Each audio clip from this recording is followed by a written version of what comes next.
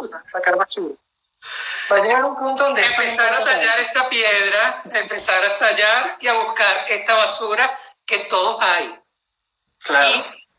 Y hay por esta vida y las que vienen. Basura que buscar y cuerpo que tallar y alma que conocer. Sí, es increíble. Y quizás también, bueno, vivimos en una época, yo viví en la Ashtanga un poco antes que muchas otras personas. Yo estuve yendo a Mysore un tiempo, yo dejé de ir a la sala de Patavi desde la segunda vez que fui, literalmente. Empecé a ir a salas más pequeñas. No me gustaba la idea de 100 personas y que no te vieran, entonces te puedo dar una lista de centros en Mysore fantásticos, chiquititos, donde los profesores se van a ocupar y son maravillosos.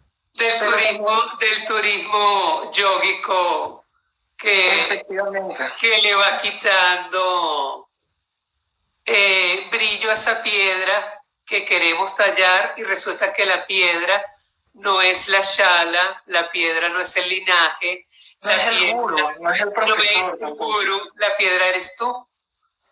Y claro, es muy duro porque yo tenía una idea además muy fija de la adoración al gurú, de las personas que saben más que tú, o que son más que tú, o que tienen más autoridad, que además uno nunca lo sabe. Uno cree que ese tiene autoridad porque los demás lo dicen, pero uno no sabe nada. Eso, vale, quiero rescatar eso de lo que acabas de decir, porque a todos nos pasa en este camino, y en el camino incluso de cualquier profesor, de cualquier profesión.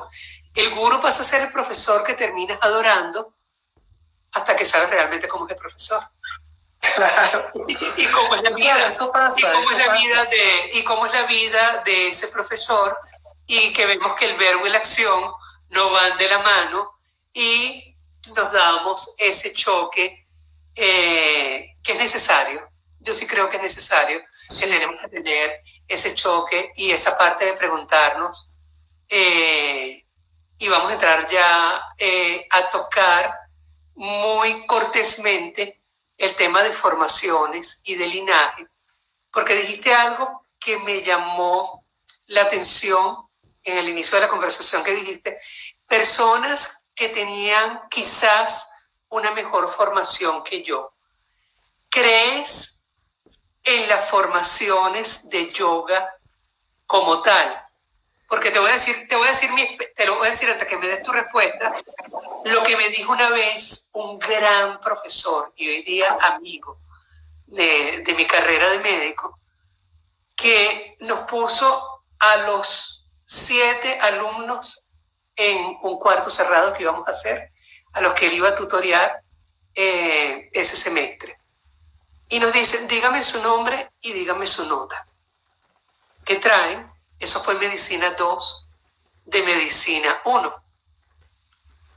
Y nos pone, en medicina se caracteriza que también hay un linaje donde los profesores se pelean por los mejores del grupo, porque eso también les va a dar a la larga fama.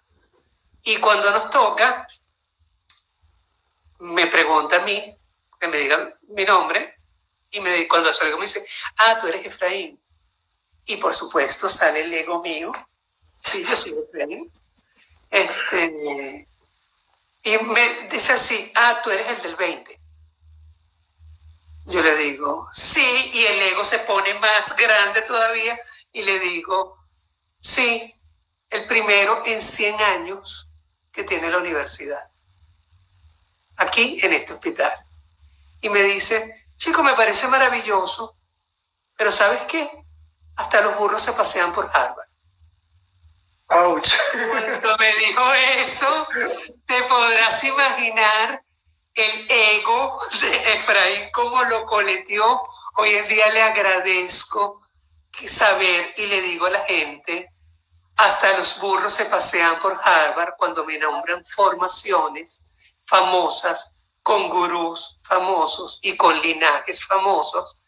Y le digo, mira, a mí la vida me enseñó muy temprano, gracias a Dios, y me movió el piso de ese ego, que no me interesan las formaciones por su fama, sino cómo va a afectarme a mí el estar dentro de ellas y lo que puedo sacar de ellas. Un yogi no lo hace la formación ni el linaje por el que pasa. Ahora quiero, hablando de linajes, que tú nos des la opinión de esa parte de formación y linajes y que la gente sepa cómo ha sido el pasaje de bala a través de diferentes linajes. Wow, yo creo que yo he tocado todas las puertas, casi todas las puertas que se pueden tocar. Y eso es un camino hermoso porque en la medida en que vas tocando puertas y vas buscando en todas partes, llega un momento donde te das cuenta de que lo que estás buscando nadie te lo puede dar porque lo llevas encima. Simplemente había que quedarse quieto, pero ese camino lo tenemos que pasar todos. ¿Qué ha pasado con el yoga? Pues que tenemos un poco esa idea, tuvimos esa idea de adoración, con muchos gurús, con Patavi, etcétera, que han tenido cosas maravillosas, pero que también eran seres humanos. Y pues no es secreto para nadie el tema del Me Too en la Ashtanga. Yo en Mysore pues me enteraba de muchas cosas de primera fuente, yo mismo veía muchas cosas. Entonces, claro, uno tenía la idea de que estaba buscando algo y cuando ves a las personas que supuestamente deben representar eso, pues tú dices, igual no es esto lo que yo estoy buscando, ¿no? Pero es el bendito tema de comparar todo el tiempo. Entonces llegó un punto donde yo me senté un día y dije, ¿y qué tal si tú tienes muy claro qué tipo de gurú quieres? Eso sí yo lo tengo clarísimo. O sea, cuál era el gurú con el que yo soñaba, cuáles eran las categorías que tenían que tener, cómo tenían que comportarse, cómo tenían que hablar, qué tenían que saber, qué tenían que reflejar. Y un momento me senté y dije, pero si tienes tan claro cómo es ese gurú que tú quieres, ¿por qué no te conviertes tú en eso que estás buscando, en lugar de seguir tratando de conseguir a alguien que cumpla con todos esos requisitos? Claro, empieza a buscar hacia adentro lo que siempre buscabas hacia afuera. Ya en el momento en que tú empiezas a decir, vale, voy a intentar convertirme en ese yogi que estoy buscando afuera, pues es que ya no le prestas atención a nada alrededor. Ya se acaba la idea de estar enseñando a los demás y empiezas a compartir con los demás, que es diferente. Ya no puedes decirle que está bien a que está mal a otros, porque tú mismo estás descubriendo que está bien, que está mal dentro de ti. Y creo que ese es el punto más importante de cambio para comenzar el verdadero camino del yoga. El yoga por sí mismo es yoga chitta vritti nirodha, como lo define Patanjali, que es detener los movimientos de la mente. Pero la palabra vritti en sánscrito, que se traduce como movimiento, tiene otras acepciones. Y Patanjali, como buen rishi de la India antigua, ellos metían muchos significados en una misma frase. La palabra vritti también significa algo así como estructuras, como mandalas. Entonces, cuando dice detener las estructuras de la mente, se refiere a esos esquemas de pensamiento que nosotros tenemos también. Entonces, si el yoga es dejar de pensar, dejar de ver la vida desde un matiz determinado, ¿cómo nos podemos formar para yoga? Es una contradicción dentro de sí mismo. El yoga para uno aprender yoga, tendría que estar en un lugar donde las circunstancias se den para que aflore dentro de ti algo. No para que encapsules algo o para que conviertas a alguien en algo. Es un entendimiento totalmente diferente. No se trata de poner a hacer todo el mundo Maricha Sanaré o de meter todo el mundo en una serie. Se trata de ver qué tiene la persona dentro y permitir que florezca. Es en la dirección opuesta. Totalmente. Y partiendo de la dirección opuesta, esa madurez que nos trae este maravilloso sistema filosófico del yoga, y te lo dice una mente estructurada de médico que fue absolutamente cuadrada, y Tita está aquí y es testigo conmigo de varias conversaciones que tuvimos en mis inicios, donde a mí la palabra energía, desde el punto de vista como médico, no existía, de patrones de la mente que no, tampoco. O sea, casi que yo le digo a Tita, que es médico también como yo, mira chica, anda a devolver ese título ya a la central porque se perdió ese título de médico. Fíjate cómo hemos cambiado tanto el concepto de deconstruir y desaprender todos nuestros cimientos, señores. Si alguien tiene cimientos en este mundo, Bala lo sabe, es un personal sanitario, bien sea fisioterapeuta, médico, odontólogo, psiquiatra, Estructuralmente, señores, es un así. O sea, más cuadrado de lo que era el Ashtanga originario. Y hoy en la vida saber que nos estamos deconstruyendo como personas, como profesores, que ya la postura para mí dentro de una sala de yoga pasa a ser algo totalmente secundario, que la alineación, señores, me la paso por donde ustedes saben, porque ya yo soy auditivo de cómo estás respirando, porque como estás respirando está tu mente. Ya no me interesa que estés alineado. Mire, si usted está como un gancho de múltiples formas, como si se lo fuéramos a poner a la antena de un coche cuando se revienta para que haga el mismo papel, pero usted está con una cara feliz, que sus ojos no están en este movimiento, porque como se mueven esos párpados, se está moviendo la mente también, y su respiración está tranquila para su dosha, para como usted es. Señores, usted tiene una práctica avanzada de yoga. Usted está haciendo yoga sin necesidad de estar en una Marichasana H para decir que tiene una práctica avanzada de yoga. Usted ya tiene una práctica avanzada de yoga porque usted está equilibrándose y a través de esa tranquilidad que tiene de su respiración, señora, usted se está aprendiendo a conocer. Porque yo particularmente me aprendí a conocer desde que me di cuenta que mi patrón respiratorio estaba cambiando. Y cuando cambió mi patrón respiratorio y mi mente, que era un electrocardiograma de una taquicardia ventricular, que es así, se volvió así.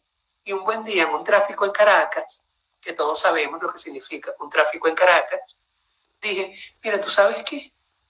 Ya no me interesa llegar a la hora que tengo que llegar. Si esta gente que anda en su coche quiere llegar primero que el coche propio y atropellarse, que pasen. Y así he decidido que pasen muchas cosas en mi vida y muchas personas alrededor de mí, incluyendo gurús y maestros de vida, sabiendo que el conductor de mi vida y de mi cambio voy a ser yo.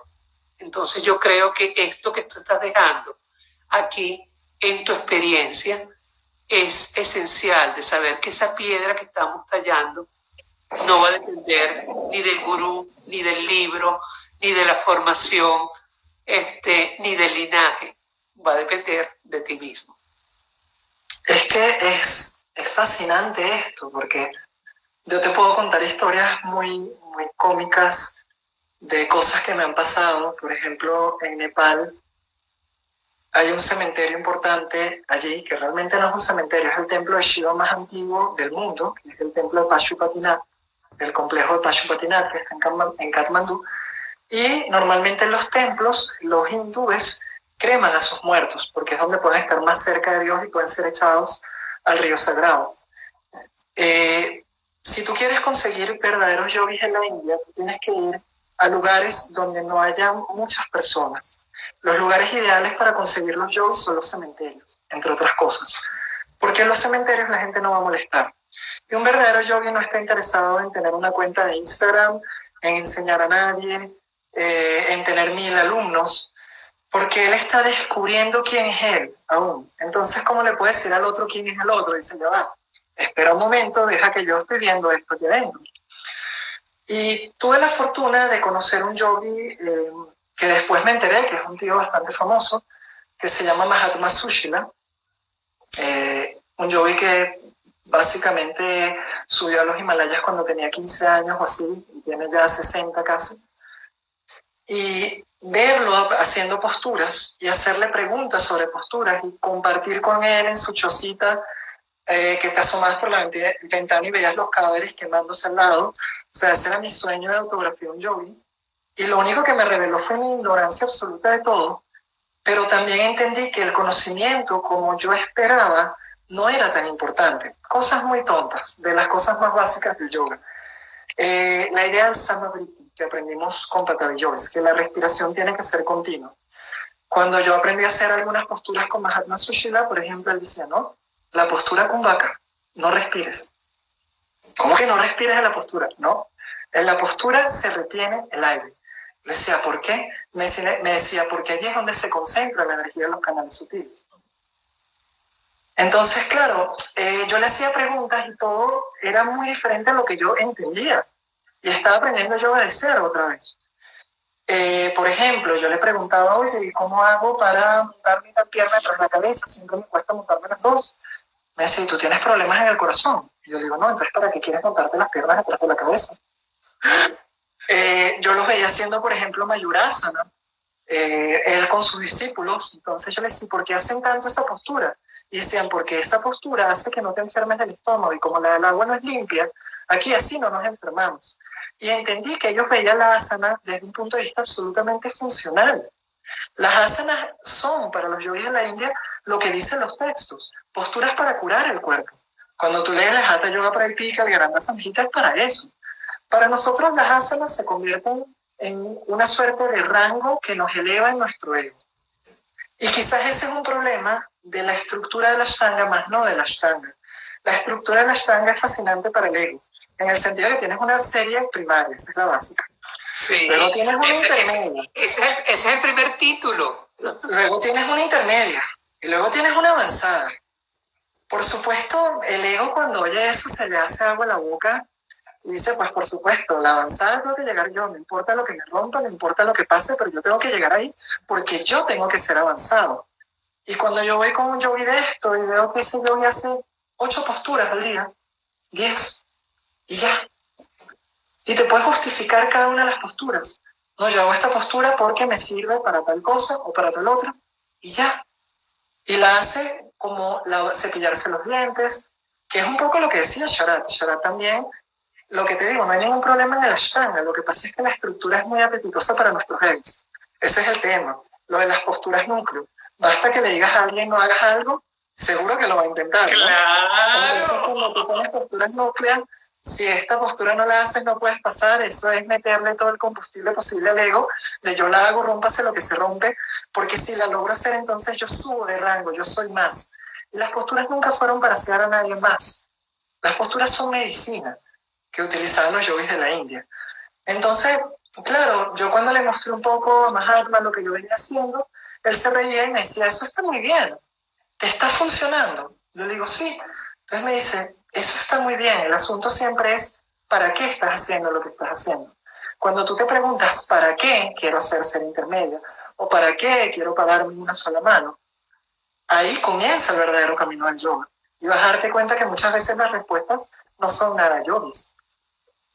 Totalmente. Ahí es cuando empiezas a cuestionarte como persona, ¿para qué quiero hacer esto? Y a partir de este parte de asana que me has dicho, que definitivamente pueden ser tomadas como una medicina, pero quiero que me entiendan esto bien, porque también me han oído que yo no comparto el hecho de que una asana la tomen como una píldora o como un medicamento para algo específico.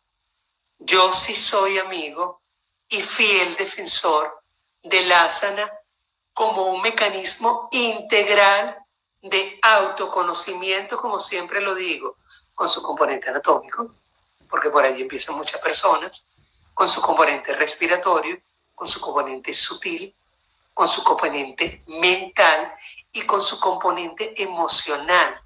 Cuando sabes que tú puedes integrar eso como persona dentro de un asana, tú te estás haciendo medicina propia, porque te estás conociendo a ti mismo a través de esos 5 aspectos que tiene un asana. Pero que me digas que tú vas a utilizar un asana para una serie, para gastritis, para trabajar un chakra.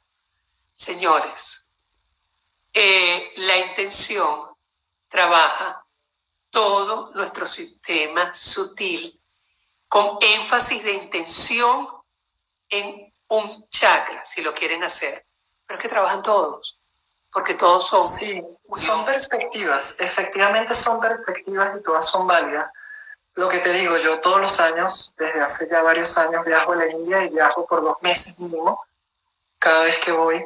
El verano pasado me fui en monzón, porque además quería vivir el monzón en India, y me fui a un estado poco conocido que es el estado de Odisha, que está al este de la India, que es uno de los estados tántricos realmente donde nació el tantra, y tuve la oportunidad de conocer varios clubes de personas mayores, de viejitos, que todos los días se reúnen a hacer asana y pranayama. Se me ocurrió meterme en una clase con ellos, nunca me había dolido tanto el alma.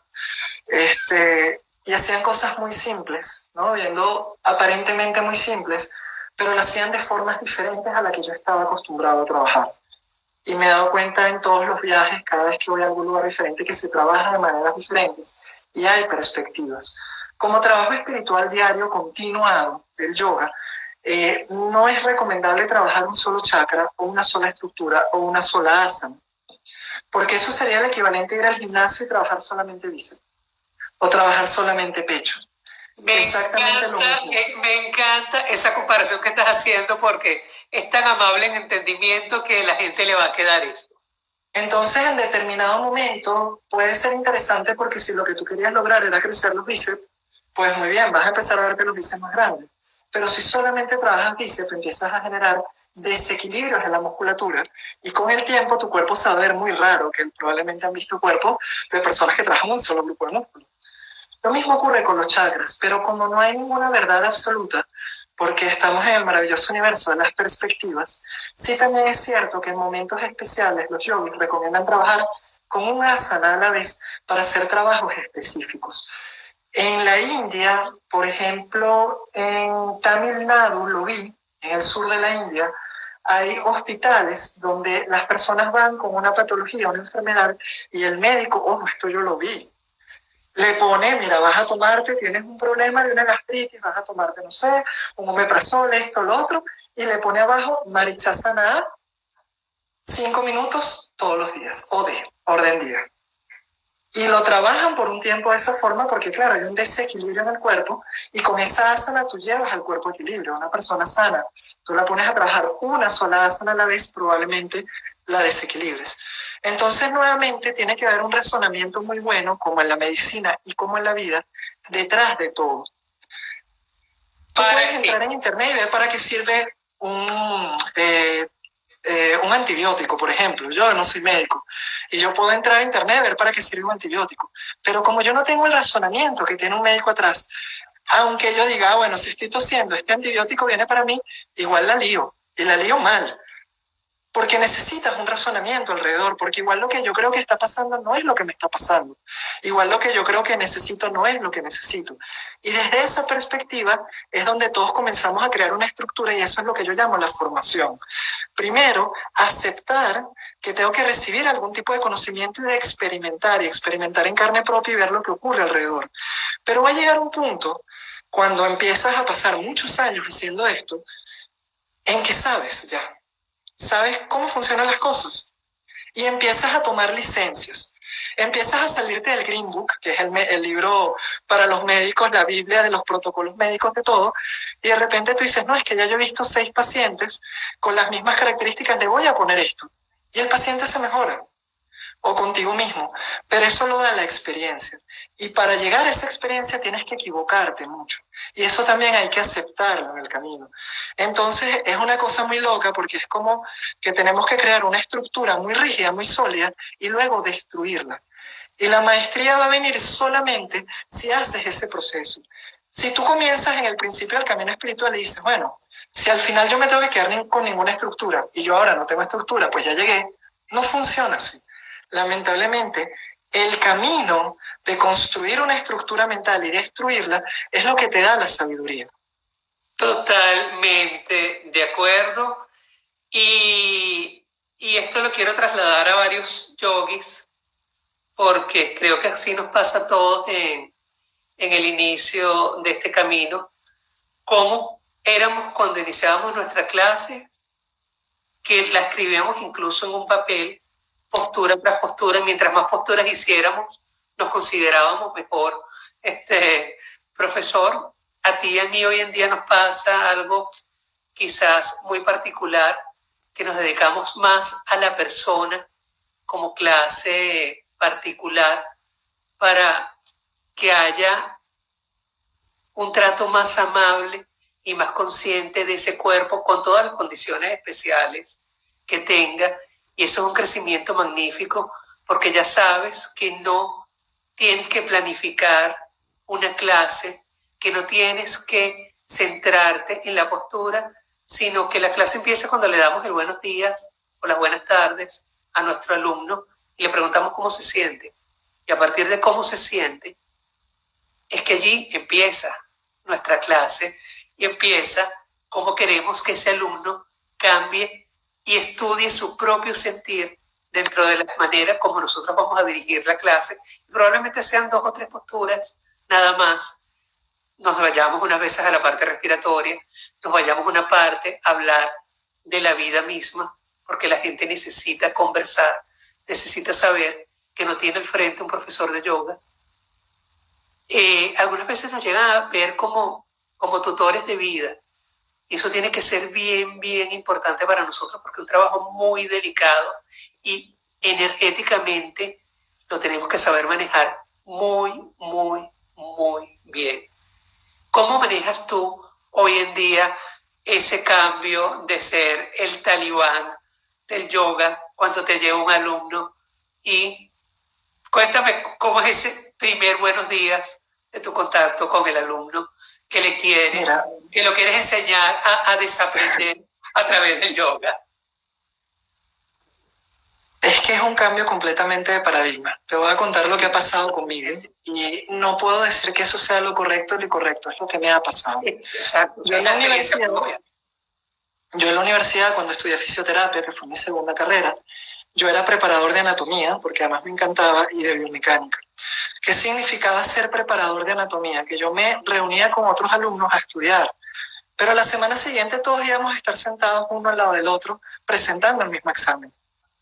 Yo no era más que mis compañeros, yo simplemente estudiaba con ellos. Esa ha sido un poco la perspectiva con la cual yo estoy manejando la práctica de yoga ahora. Yo no considero que yo tenga alumnos, yo no considero que yo sea un maestro o un profesor, porque además yo confío plenamente en que la misma fuerza que me ha traído a mí a convertirme en lo que me he convertido y que me seguirá llevando al camino que quiera llevarme, esa misma fuerza está operando en ellos. Entonces es como demasiado egocéntrico pensar que uno logra hacer algo. Si uno no controla ni su propio proceso, ¿cómo vas a intentar controlar el de otras personas? Pero sí he notado que es de mucha utilidad para las personas tener a alguien que los acompañe en este proceso. Yo les muestro las posturas, si vamos a trabajar con posturas, yo les muestro los pranayamas, si vamos a trabajar con los pranayamas, pero yo no les enseño nada. Eso ocurre solo. ¿Cuántas veces, Efraín, no nos hemos equivocado, hemos ido a clases terribles, hemos confiado en algunas cosas y después nos hemos dado cuenta que estábamos equivocados, pero todo era un aprendizaje? Esa misma fuerza está operando en tus alumnos. Entonces, cuando tú te relajas y tú no sientes la necesidad egoica de enseñar nada, de saberlo todo, ni de decir nada, ocurren cosas maravillosas. Por ejemplo, ahora yo sé muchísimo más de lo que sabía hace 20 años y no me importa, te lo juro, pero muchísimo más. Ya yo leo sánscrito en serio, ya yo hago todo lo demás y siento que eso es algo bonito, pero no cambia nada. Ahorita hago con mi cuerpo cosas que no soñaba hacer antes. Mi práctica ha mejorado increíblemente y eso tampoco importa ya. Entonces simplemente es disfrutar un poco el proceso. Acompañar a las personas. Y en la medida en que tú acompañas, ocurre una magia que todos los profesores saben que ocurre, todos los que han dado clase, que es que la respuesta llega a ti en el momento adecuado. Tú no la preparas. Llega un alumno y está triste y tú te le acercas y le dices algo, no sabes qué le dices, no sabes por qué se lo dices. Y cuando llegas a tu casa tienes un mensaje en el teléfono que dice gracias porque lo que me dijiste era justo lo que yo necesitaba en este momento tan duro que estoy viviendo y no tengo la menor idea de cómo tú sabes que me está pasando eso. Yo no lo sé. Yo no espero saberlo tampoco. Pero creo que a estas alturas, cuando hemos llevado tantos golpes en el camino, hay que aprender a confiar en esa fuerza que nos lleva. Sí, totalmente de acuerdo. Ver, y yo no sé si te ha pasado también dentro de la evolución, dirigiendo una clase, porque eso es lo que hacemos, hablar en una clase, eso de ser instructor, profesor, magíster, lo que tú quieras, eso es una palabra que simple y llanamente te va a adornar. Al principio hablamos y creo que mareamos, todos tuvimos una época en que mareábamos a nuestros alumnos. Hoy yo me permito disfrutar de mi silencio y de hacer de que el alumno disfrute sus silencios también, porque allí está el verdadero aprendizaje del autoconocimiento, el que no tengas que oírme a mí dirigiendo una clase, sino a ti, cómo te estás sintiendo durante la clase. O sea, tenemos que dejar en esta evolución y madurez a través del yoga de hablar, de disfrutar esos silencios, ese silencio que me enseña a mí como el que dirige la clase y ese silencio que acompaña al alumno para su propio autoaprendizaje y que esa parte de sensopercepción que se está impregnando el cuerpo de ese maestro propio actúe como tiene que actuar. Yo hoy en día soy un firme defensor del silencio en parte de mis clases, porque tengo que permitir que sensorialmente mi alumno se entienda el proceso en que está pasando en ese momento. Y creo que esa es una de las grandes cosas que te agradece algunas veces una persona, que respetes sus silencios y que respetes tus propios silencios. Así es. Yo creo que la madurez, a mí me pasó algo, vi algo que me dejó muy reflexivo. Fue una escuela de un arte de guerra de estas raras en la India, que son las artes marciales propias de ella. Y estaba el gran maestro de esa escuela, un tío que se ve además como muy introvertido, no hablaba mucho, estaba ahí, por supuesto tenía un porte bastante impresionante, ¿no? Y las historias que me contaba la gente, no, bueno, este tío es increíble, o sea, él ha matado muchísimas personas en su vida, sirviendo al país, entre otras cosas, etcétera. Y habían niños, estaban los alumnos que estudiaban con él, y habían niños correteando y jugando. Los niños jugaban a ser guerreros. Entonces era algo muy bonito porque tú veías que un niño le decía al otro, yo soy el más fuerte, yo te voy a vencer, yo soy grande, pero eran niños. A un niño de eso, cualquier persona pasada le metía una hostia y la tumbaba al suelo. Sin embargo, el verdadero maestro, el que había matado personas, el que sabía que podía matar a alguien, estaba en silencio. No hacía ningún tipo de alarde de nada. Porque además la madurez de tantos combates le decían que si bien es cierto que él hasta ahora los había ganado todos, él podía morir. Porque él ha visto morir a sus compañeros además. Entonces, a pesar de todo el poder que le da la condición que él tiene, le da al mismo tiempo una humildad muy grande. Cuando nosotros hemos vivido todo esto de aprender y llegar y desaprender de golpe y darnos cuenta que estamos equivocados y comenzar de cero, llega un punto donde tú dices, está bien, sé mucho de muchas cosas, pero también sé que el día de mañana todo esto va a valer de nada. Confías, aprendes a confiar en tus propias capacidades, ya no alardeas de ellas, pero al mismo tiempo conoces tus debilidades y eso naturalmente te lleva al silencio. O sea, es difícil hacer alarde cuando tienes ese nivel de comprensión. Cuando uno es un niño jugando, que cuando sea grande va a ser un gran combatiente, como yo lo veía, por supuesto sí, el niño agarra un palo, yo soy el más fuerte, los mataré a todos. Pero ese es juego de niños y todos tenemos que pasar por allí. Además, creo que no es malo cuando yo veo profesores que forman, son los mejores, y bueno, qué bien, vive ese proceso, ahora eres el mejor. El día de mañana te vas a dar cuenta que no sabes nada. Quizás el próximo momento vuelvas a ser el mejor. Pero cuando empieces a integrar todo eso que estás viviendo, ocurre un cambio en ti y ya no buscas convertirte en algo, sino es lo que eres por defecto. Lo que siempre fuimos. Lo que hacemos en este desaprender, señores, es agarrar esa cebolla del cuerpo y quitarle capa de aprendizaje para llegar a lo que fuimos siempre. Y mira, sí, es efectivamente cosas que pasan aquí. Por ejemplo, he visto desaparecer osteopenias graves con yoga. He visto desaparecer algo que es imposible, artritis reumatoidea. Una alumna que tenía artritis reumatoidea no tiene, o sea, el perfil inmunológico negativo después de 3 años haciendo yoga. ¿Eso significa que yo puedo curar una artritis reumatoidea? No, significa que la persona llegó a la conciencia y a la aceptación, el reconocimiento dentro de su propia condición especial. Yo no tengo nada que ver en eso. El reconocimiento propio, claro, es que empieza la sanación. Y yo tuve la suerte de estar allí y verlo, y ver ese proceso. Tuve la suerte de acompañarla a ella en su proceso. Pero era su cuerpo, era su enfermedad y ella se sanó. Y en el momento que empezamos a ver que hay algo que es más poderoso que nosotros, más grande que nosotros, y nos empezamos a rendir a ello, la vida se transforma. Tenemos que rendirnos ante la vida misma. No lo llames Dios, si no quieres. Pero la vida tiene sus caminos y la vida sabe por qué hace las cosas. Y nosotros queremos todo el tiempo controlar. Y el secreto maravilloso es cuando ya no controlas. O cuando intentas controlar cada vez menos y permites que la vida se exprese. Siempre sabemos qué es lo que debería ser o lo que queremos que sea, pero nunca escuchamos qué es lo que está haciendo. Dime que eso no es una contradicción absurda. Totalmente. Nunca es que la vida es eso. La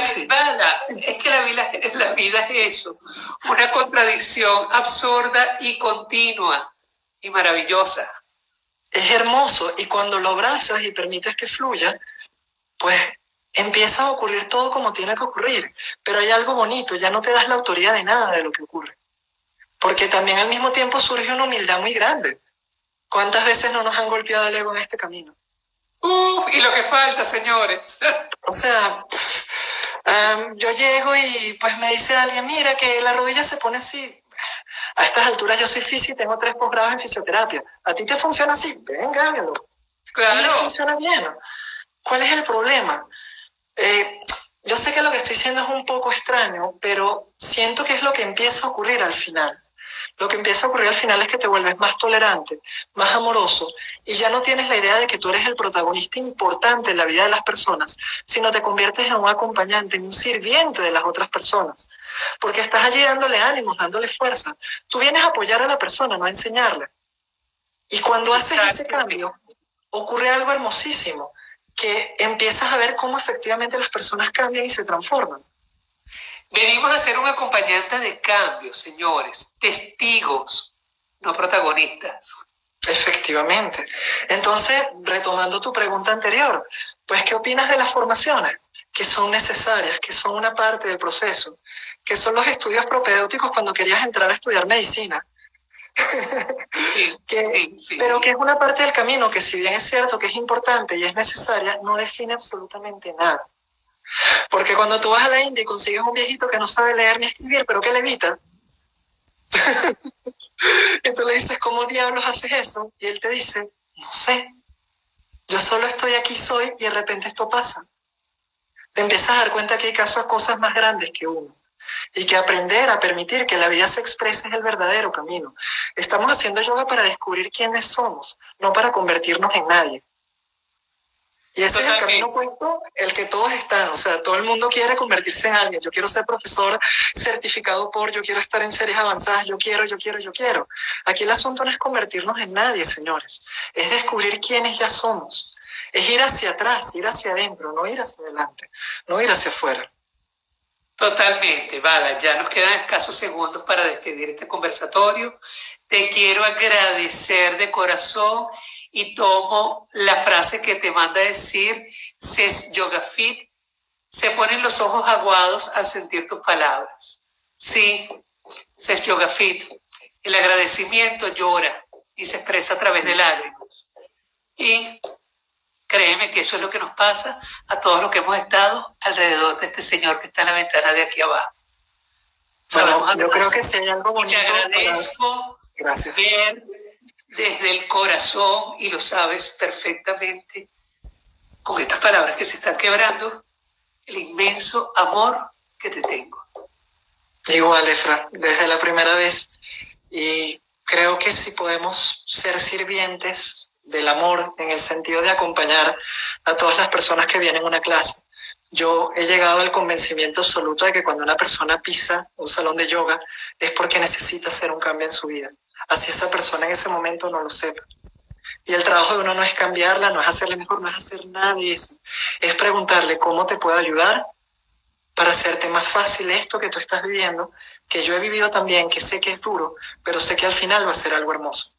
Cuando nos volvemos en sirvientes y no profesores, cuando nos volvemos acompañantes y no maestros, yo creo que es cuando realmente podemos hacerle un servicio al yoga.